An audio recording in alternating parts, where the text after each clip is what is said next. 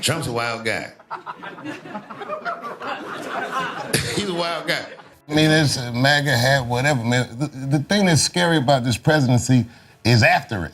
The other day on the news, they said that these fires were the most expensive tragedy that ever happened. Natural disaster. They said it's the most expensive natural disaster.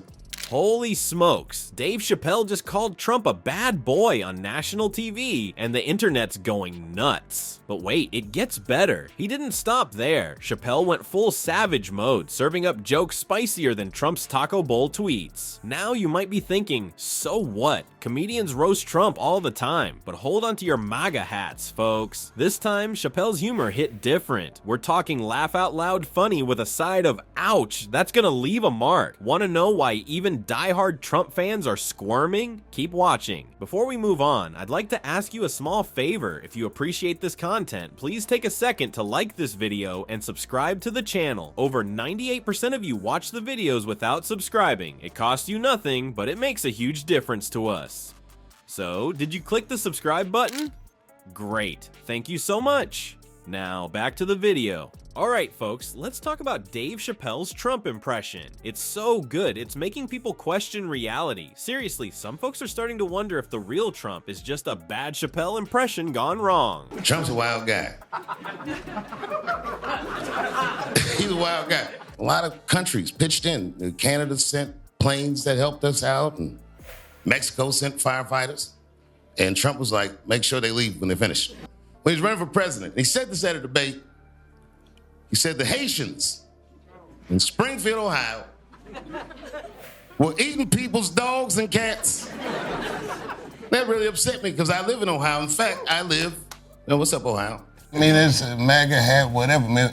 The thing that's scary about this presidency is after it. Now, Chappelle's always been a master of voices, but this time, he's really outdone himself. He's not just mimicking Trump's words, he's serving up a word salad with extra orange dressing. It's like he's taken Trump's actual phrases, tossed them in a blender with some made-up nonsense, and hit puree. The result? Comedy gold that's leaving audiences in stitches. But here's where it gets interesting. Some people think Chappelle's Trump is too real. They're squirming in their seats, wondering if they accidentally wandered into a campaign rally instead of a comedy show. Others are saying it's not real enough. I mean, come on people, make up your minds. So what's Chappelle's secret sauce? It's not just about sounding like Trump. Nah, that's amateur hour stuff. Chappelle's gone full method actor on us. He's capturing the essence of Trump, from the way he moves his hands to the bizarre tangents he goes off on. The other day on the news, they said that these fires were the most expensive tragedy that ever happened. Natural disaster. They said it's the most expensive natural disaster. And I watch these fire videos and I read the comment sections and everyone's like, yeah, it serves these celebrities right. I hope the house is burned down. And you see that? That right there? That's why I hate poor people. It's ever happened in the United States history. And you wanna know why I think that is? Because people in LA have nice stuff. I could burn 40,000 acres in Mississippi for like $600 or $700. It's like watching a nature documentary, but instead of lions in the Serengeti, it's orange-tinted politicians in their natural habitat. And get this, there's actually science behind voice impressions. It's not just about making funny noises, it's about becoming the character, mannerisms and all. Chappelle's not just doing an impression, he's channeling Trump's very soul. Scary thought, right? But here's the kicker. As Chappelle's Trump impression gets more spot on, the real Trump seems to be getting more cartoonish. Coincidence? I think not. It's like they're in some weird comedy arms race, with Trump trying to out-Trump Chappelle's impression of him.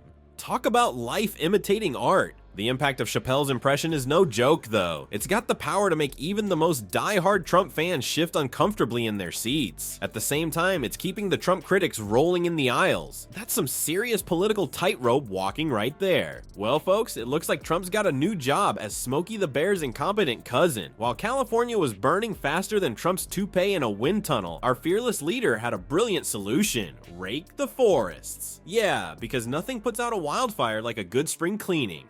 20,000 Haitian immigrants were moved there by our government legally, and they pay market value for their rents, and they saved a lot of companies because they did jobs that the whites weren't doing. I live one town over from Springfield. Now, those of you who are from Ohio, I hope you know that's not what's happening in Springfield at all. What happened in Springfield is a lot of jobs went away, It's not that the whites couldn't do these jobs, but they were busy, doing other things. Heroin, sleeping on the streets, you know what it is. But hold on to your fire extinguishers, because Dave Chappelle is about to douse Trump's hot air with some comedic relief. And let me tell you, it's hotter than Trump's Twitter feed after a late-night Kofef binge. Chappelle, being the comedy firefighter he is, didn't just make fun of Trump's forest-raking genius. Oh no, he went for the jugular, pointing out how Trump managed to turn international aid into a xenophobic nightmare. Picture this, Canada and Mexico being good neighbors send help, and what does Trump do? He's more worried about making sure they leave when they're done. It's like inviting someone over to help you move, then asking them if they've booked their Uber home yet. But here's where Chappelle's comedy turns from a chuckle to a gut punch. He reminds us that it wasn't just the fancy Hollywood types losing their mansions. Regular folks were watching their homes go up in smoke, and some of them found out they didn't have fire insurance right as the flames were licking at their doorstep. Talk about a bad day, right? Now, making jokes about disasters is trickier than trying to eat soup with a fork, but Chappelle, he walks that tightrope like a comedy ninja. He's cracking jokes, sure, but he's also calling out our collective lack of empathy. It's like he's holding up a mirror and saying, "Hey America, your compassion is on fire. Maybe we should do something about that?" The audience reaction was more mixed than Trump's feelings about Diet Coke.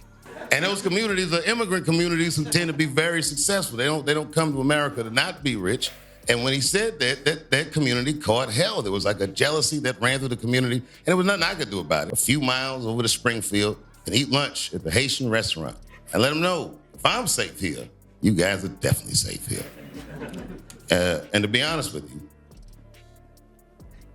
I don't know what that was. It feels like I'm storming the beach of Normandy, World War II. But I gotta keep a happy expression on my face all the time. So imagine all the danger storming the beach, but I still look like this.